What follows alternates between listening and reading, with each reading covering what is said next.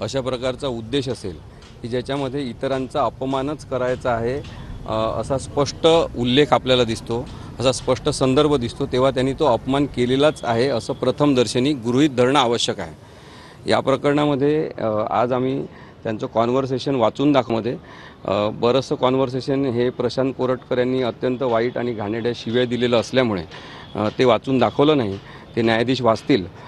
परंतु या सगळ्या संदर्भामध्ये स्पष्टपणे प्रशांत कोरटकर यांना कोणत्याही प्रकारे चर्चा करायची नाही, आपले गैरसमज असतील ते सांगायचे नाही किंवा इंद्रजित सावंत यांनी काही चुकीचं बोललेलं आहे त्याच्याबद्दल चर्चा करून शंका निरसन करून घ्यायचं नाही, पण केवळ आपलंच म्हणणं बरोबर आहे असं समजून एक ब्राह्मणवाद आणण्याचा प्रयत्न ते करत आहेत। ब्राह्मण आणि मराठा याच्यामध्ये नसलेलं एक भांडण उकरून काढण्याचा राजकीय संदर्भसुद्धा या प्रकरणाला आहे, हे सुद्धा आम्ही सांगितलं। आणि प्रशांत कोरटकर सारखे व्यक्ती म्हणजे प्रवृत्ती आहेत, त्यामुळे त्यांच्याविरुद्ध काही ही लढाई नाही। हे जामीनचा अर्ज हा महत्त्वाचा याच्यासाठी आहे की असे लोक, अशा प्रवृत्तीचे लोक, ते ब्राह्मणवादी असो किंवा ते कोणत्याही कट्टरवादी समाजाचे असो, ते असणं चुकीचं आहे, संविधानाच्यासाठी ते धोकादायक आहे। आणि त्यामुळे प्रशांत कोरटकर यांचा कंडक्ट आपण पाहिला, म्हणजे त्याला आपण म्हणतो वागणूक सगळी पाहिली, तर त्या वागणुकीतून हे दिसते की त्यांना कायद्याचा कोणताही आदर नाही, कायद्याच्या कचाट्यातून पळून जाण्याची त्यांची प्रवृत्ती आहे। त्यांनी मोबाईल जरी सबमिट केला असेल तरी सगळा डेटा फॉर्मॅट केलेला आहे।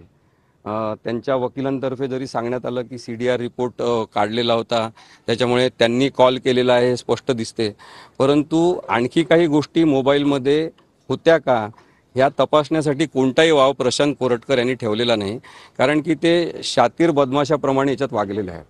आणि माझं तर म्हणणं आहे, मी कोर्टाच्या बाहेर सांगतो, मी कोर्टात सांगितलेलं नाही की काही अत्यंत वरिष्ठ पोलीस अधिकारी यांच्या संपर्कात ते आहेत, इथल्यासुद्धा वरिष्ठ पोलीस अधिकाऱ्यांच्या संपर्कात ते कोल्हापुरातले आहेत, आणि त्यांच्या सांगण्यानुसार मोबाईलमधला डेटा इरेज करणं, सगळा मोबाईल साफ करून मग सबमिट करणं, अशा प्रकारचे कामं ते करत आहेत।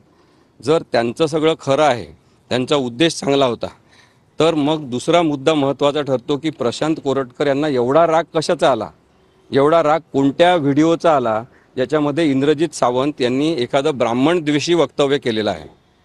आणि मी हे सुद्धा स्पष्टपणे, आज इंद्रजित सावंत इथे हजर आहेत, ते इतिहासाचे अभ्यासक आहेत, महाराष्ट्राला त्यांचा परिचय आहे, मी कोर्टासमोर त्यांच्या उपस्थितीत ते सांगितलेलं आहे की जर इंद्रजित सावंत यांनी कोणतंही वक्तव्य ब्राह्मण विरोधी, ब्राह्मण द्वेषी अशा प्रकारचं केलं असेल तर इंद्रजित सावंत हे माझे क्लायंट असले तरी त्यांच्यावर गुन्हा दाखल झाला पाहिजे, परंतु त्यांनी असं काही केलेलंच नाही।